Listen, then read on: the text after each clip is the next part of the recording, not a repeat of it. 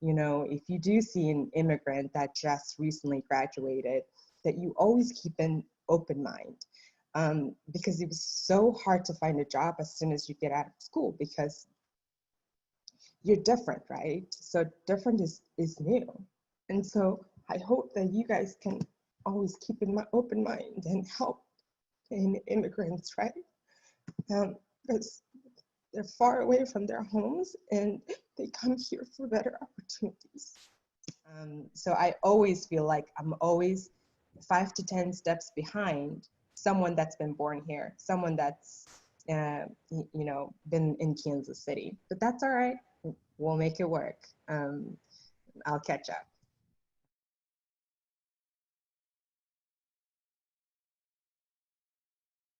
So we'll get started. I think quite a few folks are already dialed in. I met Nomi, I don't know, a month or two ago. Can't remember exactly when, but it's been a while back. And she's got an awesome story, and she's joined the Kansas City entrepreneurial community by launching her own startup. But I want to go back even further to that journey that begins, you know, probably in a country most people don't know a lot about, Mongolia, that lies between Russia and China. If you don't know where Mongolia is, but while they sit between two superpowers, Mongolia probably 1,000 years ago was the world's superpower. They were a really large empire and played a prominent role in world history.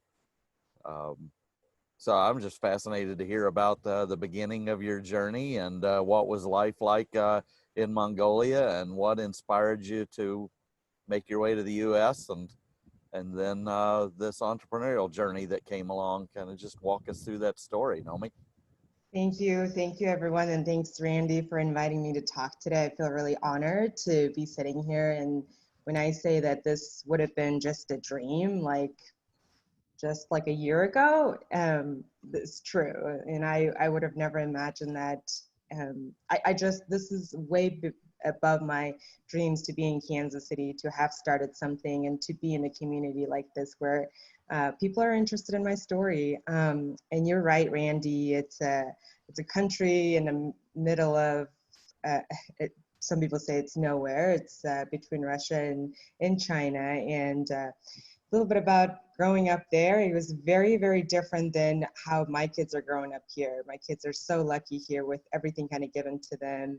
I really start my memory from when I was maybe about 7 or 8, and that's kind of where life started for me in Mongolia. So imagine a country that was under communism, where, you know, Russia had a huge control of Mongolia, and you were kind of trained and used to, you know, go into the store once a week, and were allotted a bag of flour, a bag of sugar, and a little bit of meat, and that's all you got, right? And you never had to worry about finding a job or anything, because you always had a job, and everybody was paid the same. Everybody had the same food, same clothes, and all of a sudden, communist Russia pulls out of Mongolia.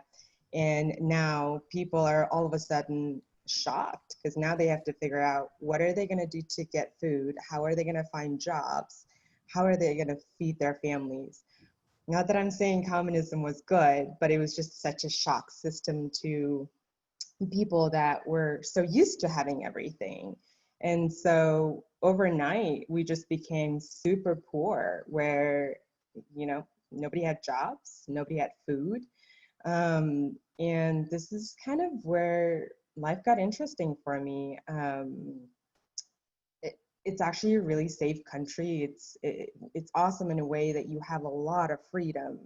I remember there were some nights where we didn't have food, and as a young kid, you would, like, the bootleggers like came into existence as soon as communism left. And so we would live in this apartment, and they're like 4-story high, and on the very top apartment, there was a family that was making alcohol, and they would sell them at night. And so what I would do is I would actually go out and collect bottles. It doesn't sound as bad as like homeless people But, you know, you just go out and collect some bottles and take it up to the fourth floor and sell it to them. And that family would make their alcohol, put it in the bottles and go out and sell it.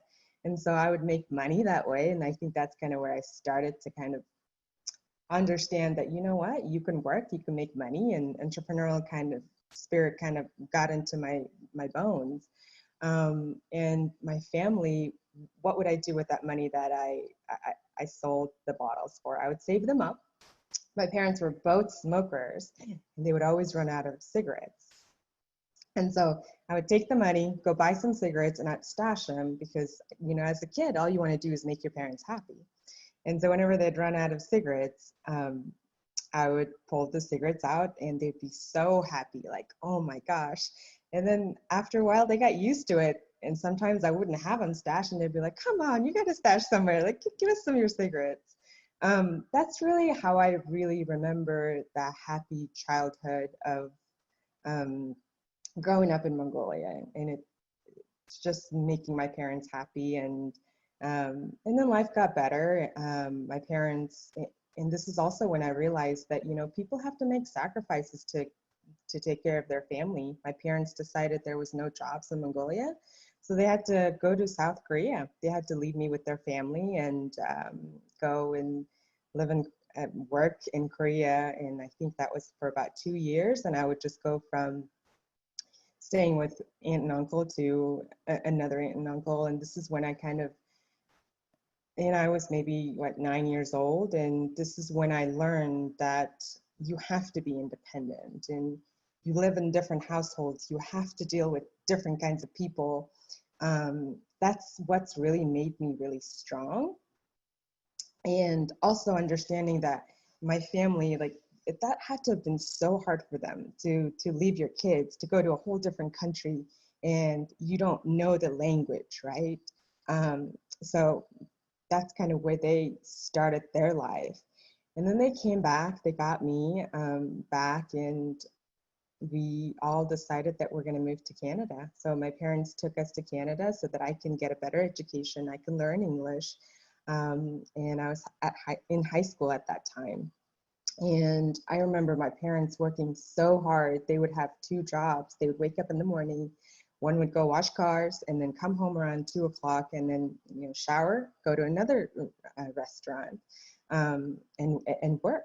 And my mom would work 2 restaurants. So they both worked so hard just to make sure that I went to school in Canada. And then I finished high school in Canada. We all moved back to Mongolia. And this is when my parents were kind of given their chance to shine. They worked so hard in different countries and saved up all their money. And imagine worrying that all that you worked for, is that enough for a house? They were able to, so they've worked so hard, saved up all their money, bought a house, and they started an Italian restaurant in Mongolia, which at the time, you know, Italian food wasn't that big in Mongolia, so it took off and they did well. And so they really worked so hard to kind of get a start in life, and they did that later in life.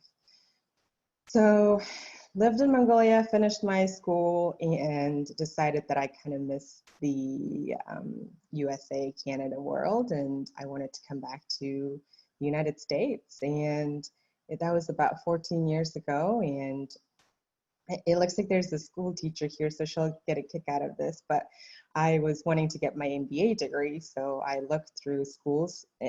Because the banking system was so behind the times, there was no way to actually pay for an application fee because there were no credit cards. There's no way for me to write a check. So I literally got a school name from A to Z, and I looked from in the A's to find schools that weren't requiring an application fee. And I ended up at Avila University, that's here in Kansas City, Missouri. And I think it was faith, because I mean, Kansas City is awesome. It's my home now, right? I moved here, met my husband, who's from small town Kansas, and ended up staying here, making Kansas City my home. And then after that, I finished my school. I struggled, and I hope this isn't, you know, it seems like there's a lot of leaders in Kansas City here on this. So I hope that you know, if you do see an immigrant that just recently graduated, that you always keep an open mind. Because it was so hard to find a job as soon as you get out of school, because you're different, right? So different is new. I'm sorry, I'm getting emotional here. So different is new, and not a lot of people give you chances. And so I hope that you guys can always keep an open mind and help in immigrants, right? Because they're far away from their homes and they come here for better opportunities. Anyway, sorry about that. No, there's nothing to be sorry about. I think it's an amazing story, and that's why you touched my heart the first time we met, because it is amazing story of perseverance and determination, and we all can use some of that this year to learn a little bit of the strength you've already demonstrated. Yeah, so you talk about that opportunity. Who reached out and gave you that opportunity? How did that come about? Yeah, no, I didn't think that I would get emotional like this, so thank you. Okay, so back to a happy story. It was really, really hard to find a job, and I was ready to work hard. There, you know, I knew I had work ethic, but convincing people to give you a chance was really hard. And after, I think, a year and a half of trying, I finally was given a teller job at a bank. And just to even get that, I had to go through somebody that I knew. So it's all about who you know, it seems like. So anyway, I started as a teller at a big bank here in town. And I worked my way up and became a personal banker. And through that journey, I actually met my current boss, who is a mortgage leader in Kansas City. And he was like, come work for me. He's like, you know, at the time I was very loyal to the bank, and and it took a couple years, and then I went ahead and joined him. And this is where actually life got just so much more fun for me. So I'm a mortgage loan officer on a big team, and I was lucky enough to get taken under someone's wing who taught me everything, who taught me what it's like to sell, but not in a way that you have to get the deal by deceiving people. It's, you know, developing relationships. So that's kind of how I started my career. And then in the meantime, I was always very interested in making sure that my clients were taken care of the best way. And so I figured out there's actually a one piece within the mortgage industry that was completely lacking transparency. And what that is more private mortgage insurance. And I don't know if you guys are familiar with what private mortgage insurance is, but there's 6 different huge companies that, you know, are set up to be siloed by design. They send out salespeople to banks, lenders to try to make them use them. And so a lot of times loan officers will, and as a borrower, you don't know, but loan officers have the option to shop your PMI for you, just private mortgage insurance, if you don't have 20% down, right? Which a lot of people these days don't have 20% down. Anyway, we were able to create a tool that loan officers use to pull all the 6 different PMI codes under 10 seconds, where the process used to take 30 minutes. And it was not good. Borrowers were not paying the best because your loan officer wasn't taking the time to shop that for you, because who has 30 minutes? So we built a SaaS tool, and I didn't do it alone. There is an entrepreneur, there's a leader here in the Kansas City ecosystem that really helped me. And this person has really pushed me, and he's always said to me, like, it's my responsibility. I've been given, you know, opportunities from other people, and it feels like it's my responsibility to help you get this done. And so he's kind of gotten us to where we are. And we have a great team now. We developed relationships with all the 6 different PMI companies, and I'm proud to say we're the only company that's doing this right now in the market, and we have crazy amount of traction, crazy amount of opportunity. And so that's where I am in Kansas City.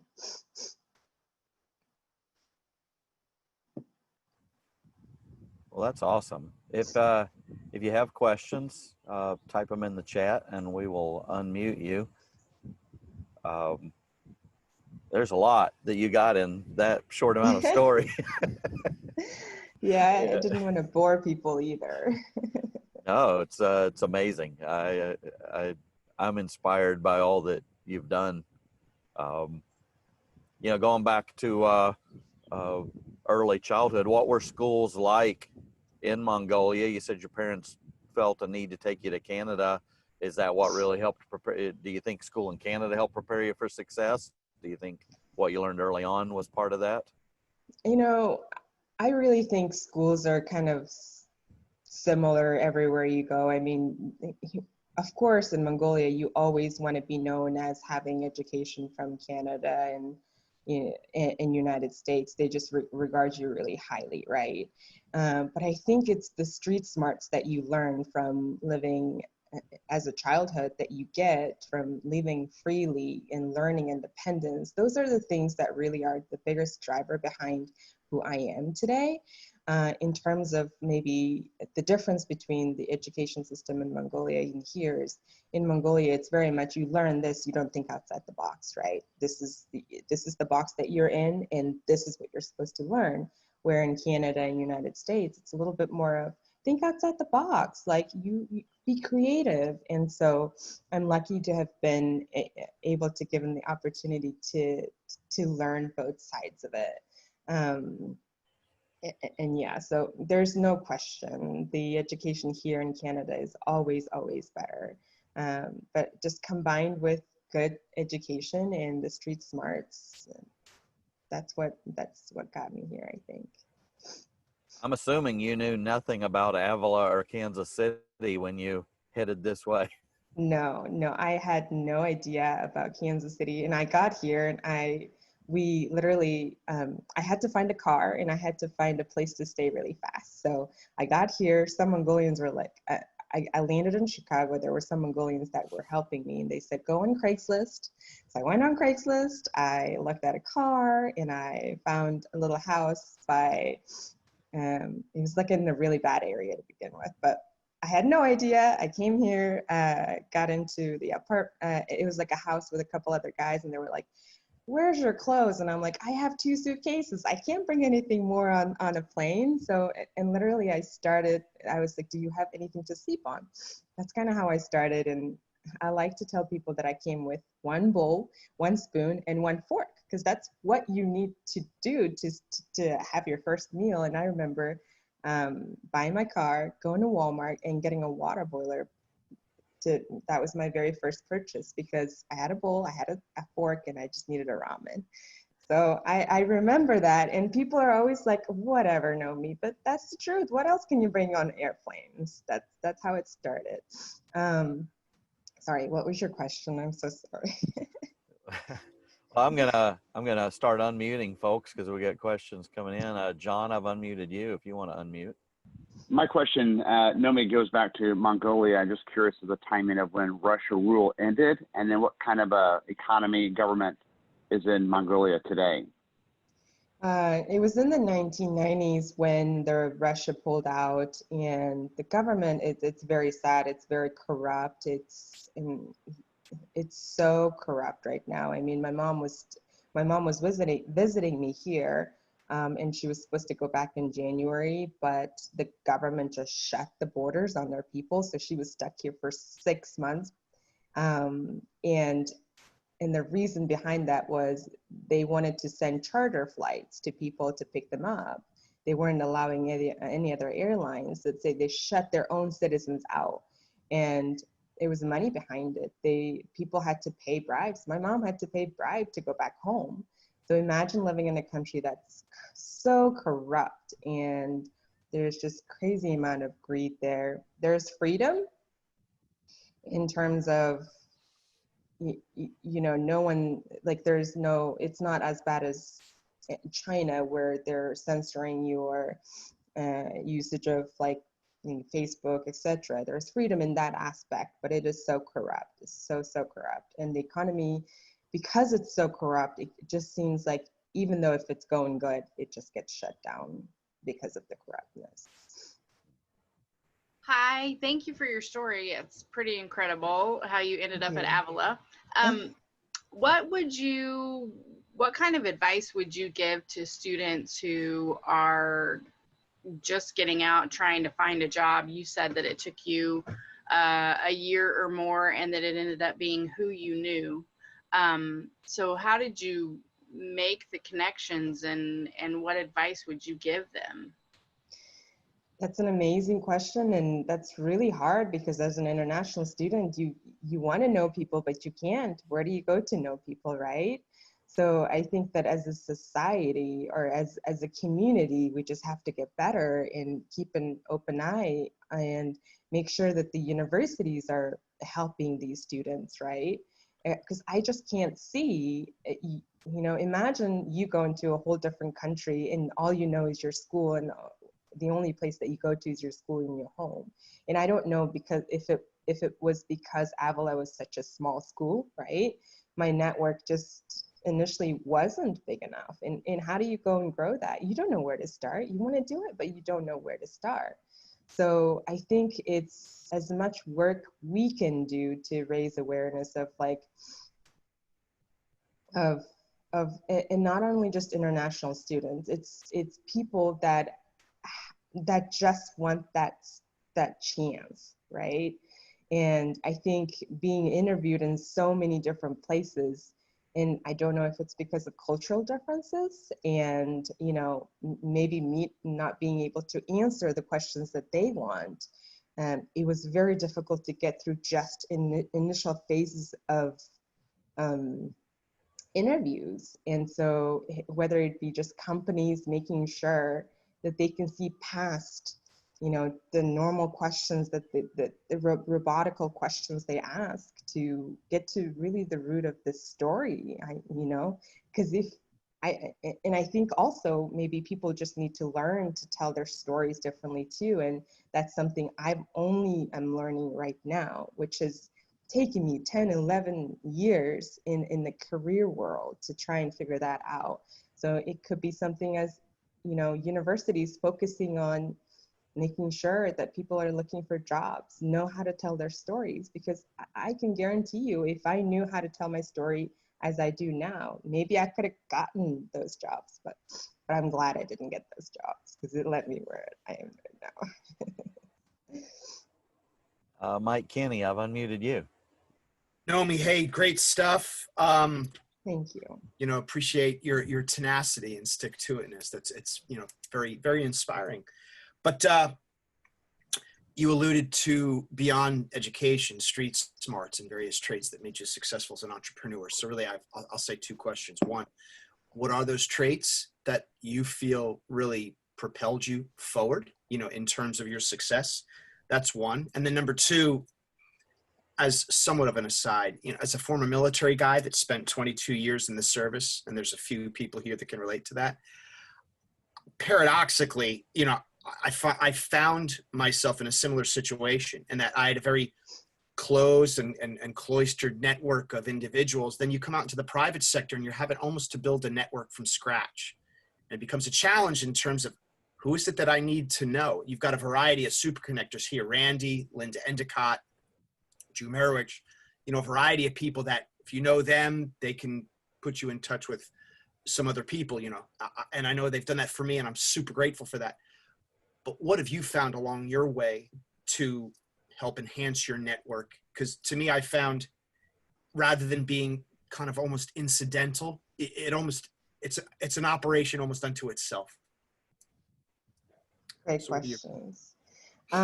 So in terms of the street smarts, and I wish I could give the same opportunity to my kids. So I have two daughters that just, I mean, they have their life made, right? They have no idea how good they have it. And even if you try to explain it to them, they still don't get it. They're like, oh, whatever, mom.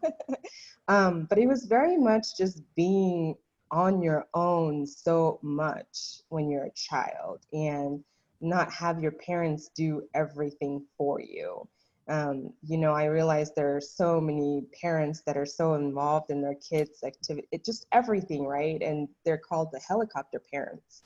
And I think that having no helicopter parents, really, really helped me be able to just go out. I mean, it's freedom. I had freedom as a kid. I could go out whenever I wanted to. I could come, not like I could leave in the morning to go play, and I would come home at night because my parents weren't there. So my, you know, my extended family really couldn't care less. And thankfully it was such a good, like, safe country. Like, I'm so glad that, you know, nothing bad happened, where so many different bad things could have happened, but none of that happened.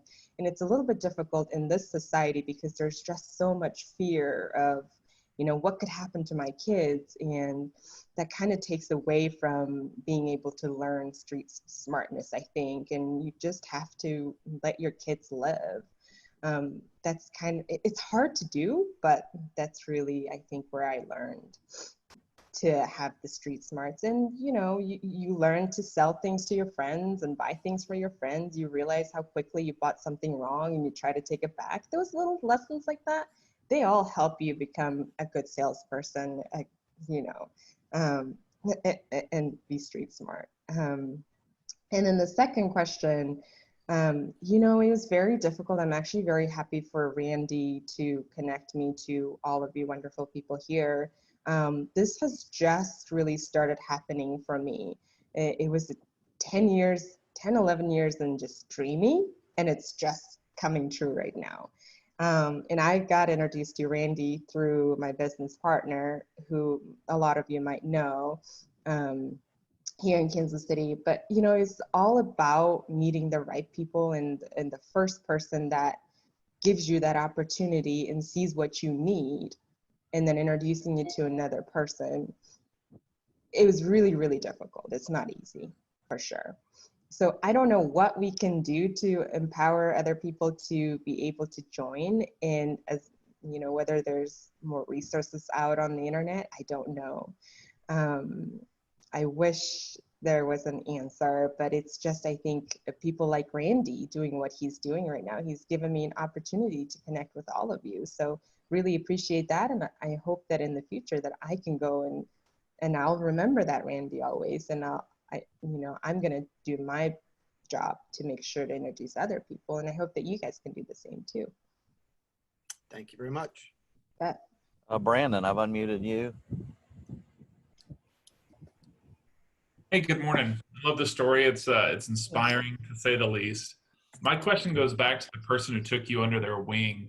What were some of the specific things that they did? And to build on that question, was it them doing something outside of their norm, or was it just part of their leadership and their kind of coaching and training style? Oh, wow. Great question. I think it's just, you know, the person that I joined really saw the person that I am, and he had me, and he was really rigorous. I mean, I had to sit next to him for 6 months, listen to every single conversation, and you know, go through and see how he was structuring mortgages every single time. It took time on him. I'm sure it was frustrating, right? Because as a newbie, you're like, well, what's going on? Like, and he's like, I've already told you this. Like, how are you not getting this? But it was 6 months of work out of his time just so that he could make me who I am today. And really doing it out of his heart. And he knows, like, you know, at some point I teach this person, I invest in this person could leave me, right? He realizes that, but he also still did it anyway, because that's what you do, I think. And you just kind of take the chance to teach somebody under you to think like you. And of course, you don't have to mirror that person exactly, but think like you, like him a little bit, but add a little bit of creativity to it. So there was nothing really initially that he did out of the norm. It was just showing me everything from A to Z in the mortgage world. Hey, Nomi, great story. Congratulations to you for what you've achieved so far. I'm curious, as an employer, I see a lot of resumes and talk to a lot of people, and how can I, as an employer, we as employers, seek people out like you with stories like yours? I feel all too often I'm seeing a lot of the same over and over, rather than getting diversity and getting the stories like yours. So I'm curious what you would recommend to me for finding folks like you. So I think it just starts with your HR and being able to not sift through a resume and be like, I don't know how to say this name, so I'm not going to call this person, right? Because that happens way more than you know. Two, I think that trying to think here how we, I think if you see an immigrant, it's almost a given. And now, of course, not everyone's the same. It's almost a given that they're far away from their families. They're chasing opportunity. And if it was up to them, they would be home with their family in their comfort zone.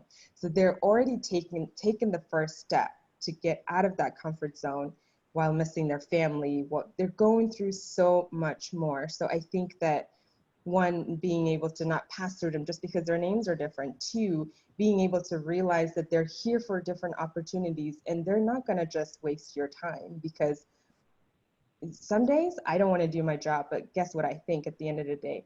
I'm so far away from my family. Why the hell would I slack today? Why would I not be the best at what I do today? I'm far away from my family. And I can guarantee you that every other immigrant out there thinks that way. So I think it's just giving those people the opportunity to speak up, to come to the interview, and interviews be not questions so automatic where we have to, sit in the classes and remember what the answers are going to be. It's just having human to human conversations. I think that's all I can kind of think of right now. But thank you for, thinking out the box like that and being able to, recognize that that's an issue. Hi there. I want to continue on this theme of diversity and inclusion.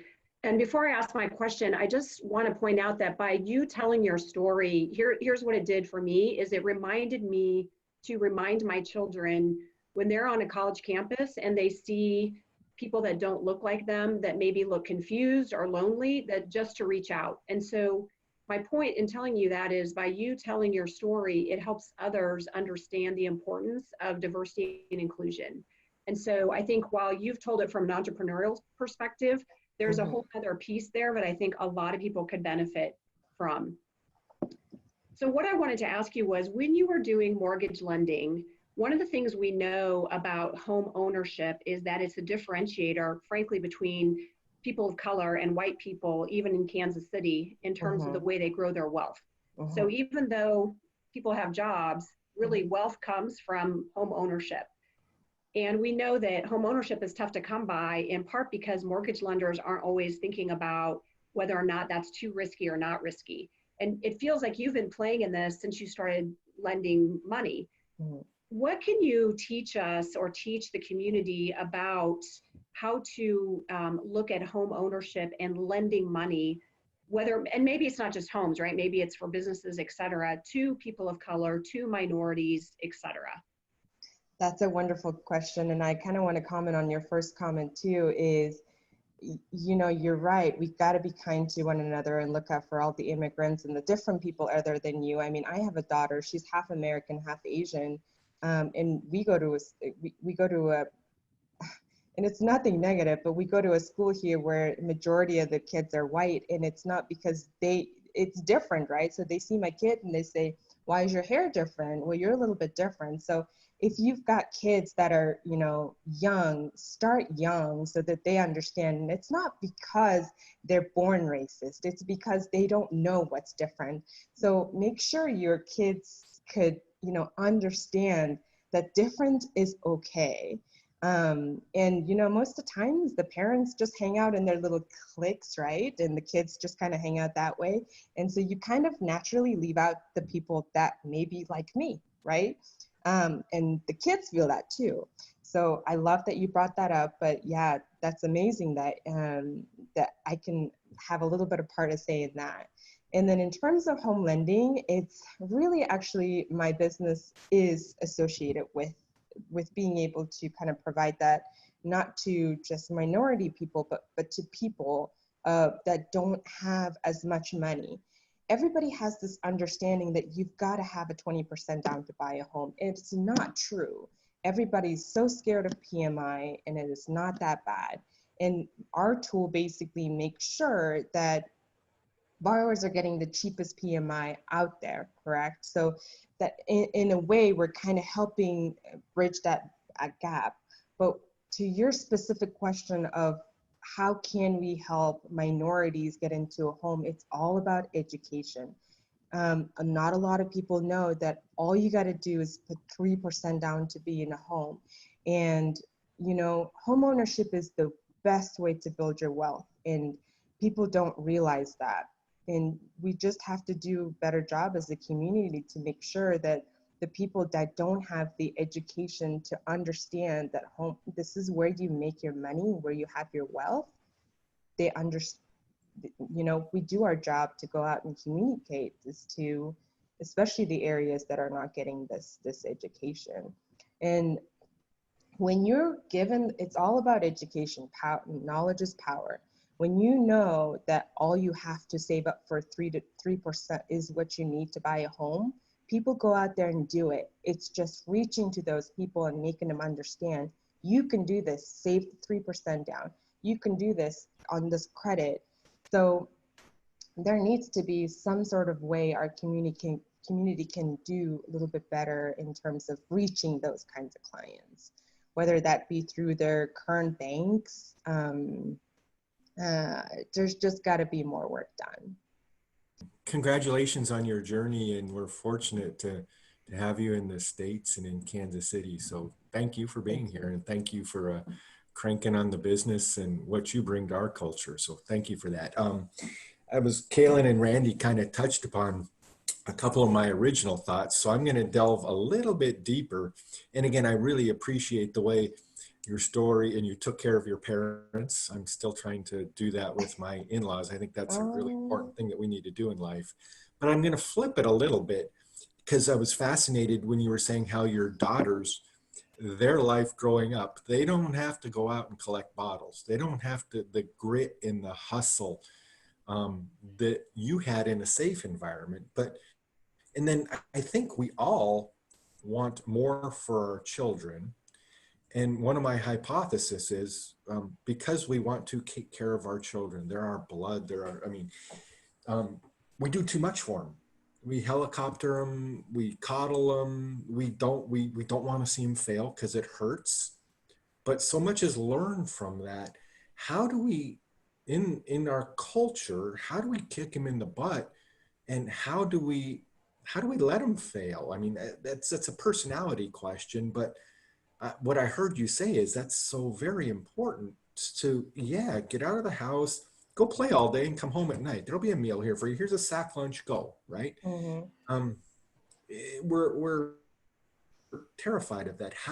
What can we do? Because I think there's so much value associated with that. Now that may be a personality thing. I don't know, but I'd love your take on that. And again, thank you. I'll shut up and listen now.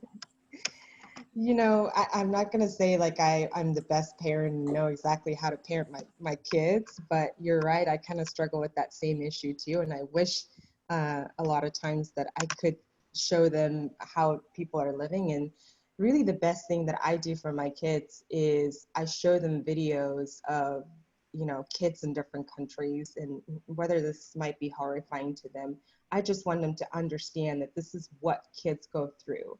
And, you know, the sad thing is we live in our, you know, in our little area where we never really move out. And, you know, what I think would be good is you've got to take your kids on travel to go see different countries, how other kids are living.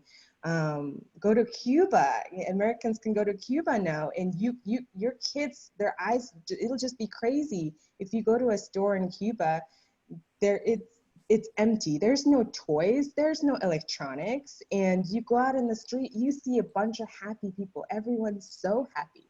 They have nothing, but they can be happy. So our kids need to learn that in order to be happy, they don't got to have the next toy. They don't have to have this right now. And it's tough work on our end because we have to deal with the whining and the crying and all of that. But that's what we have to do to make sure that they're able to survive, right? So my goal is just to just to take my kids on, you know, if everything was a possibility, if I had all the money in the world, what I would do is I would take the kids on just a world trip where we would just backpack. It doesn't have to be in a fancy hotel. You've got to go out and realize what true real life is out there. The life is not in Johnson County, right? We all have really good opportunities here in Johnson County. The life is way more bigger than that. So we just got to go open their eyes and just make sure that we're not giving into all of their whining and crying, and it's hard work. But as parents, that's the best thing you can do, is make sure that your kids are open to different cultures, different lives, and different experiences. And it's about all I can say. Oh, that's very cool. Thank you. I appreciate that. Let's shift gears to the future here. Now you've launched your own tech startup here with Donald and others, and that's underway. And your next phase, I believe you told me, coming up in September is your next round of fundraising for that. And that's really a lot like those early days of looking for a job. You're trying to knock on doors and tell your story, right? What have you learned along the way about telling your story that helps you today? So you're right. I am fundraising, and thankfully I have people like Donald and like yourself that's being able to introduce me to other people. What I've learned along the way is that Kansas City is so small, and being well known in the Kansas City can actually hurt you, because I mean, to be honest with you, Donald is who has really helped me to get to where I am. He's the one that said, hey, I'm going to help you no matter what. And he's poured the time into me to kind of get me inspired, get me going. And here in Kansas City, some people look at it like, well, why is he involved? Or they might see it as something, you know, not as positive, where he's just trying to help me get to where I am. And it's very much like, how do I say it in a way? They have their cliques, and it seems like that's what it seems like. And it's a little bit difficult to kind of penetrate through that. But I do believe that there are good angels out there that are wanting to invest, but they don't quite know exactly how to go out there and find the people like me that kind of need the funding to be able to take the next step.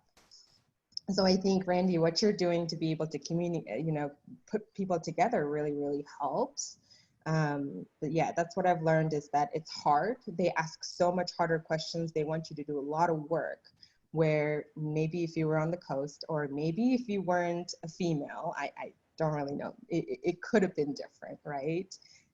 So I always feel like I'm always 5 to 10 steps behind someone that's been born here, someone that's, you know, been in Kansas City. But that's all right. We'll make it work. I'll catch up. What would you coach business leaders and community leaders on here to do as they tell their story? Everything that we do in building a relationship and building a business is telling their story, and you've learned how to do that. Thank you. Thanks for giving me the opportunity. I think just giving what you're doing, Randy, is perfect. Giving the opportunity to listen to other people's stories and being open to learn from this too. I mean, I'm really impressed. All of you guys have, you know, done so much to be, you know, and accomplished well, and you guys are leaders, but you're still sitting here listening to me. That's crazy. But what I'm trying to say is just reach out, you know, have your own communities, invite as many people as you can. There's a lot of people like me out there that just don't know what the next step is. And if you just keep an open eye, and I think you can get significant amount of good people together. It's just making sure you're keeping your eyes out. Well, awesome job, Nomi. I got a lot out of it. I really Thank you. appreciate your authenticity and your willingness to open up and tell about your journey. I think it's something we all can learn from and be inspired from. Yeah, Andre's giving us the small box clap there. You know I'm a man of few words, Randy, so I'm going to stay quiet. Yeah. Thank you for everyone's time. Great story. Awesome story. Oh, wonderful story. Thank you. And Donald was on here. He may have left. Thank you, but Randy. if you guys don't know Donald, get to know Donald. Donald's an awesome connector, and another one of those guys that has a big heart for the entrepreneurs of our city. And I was excited that he's helping you, and I'm excited he connected us together. It was great. Great. Thank you, Randy. All right. Well, everyone have a great weekend, and we will be back next week.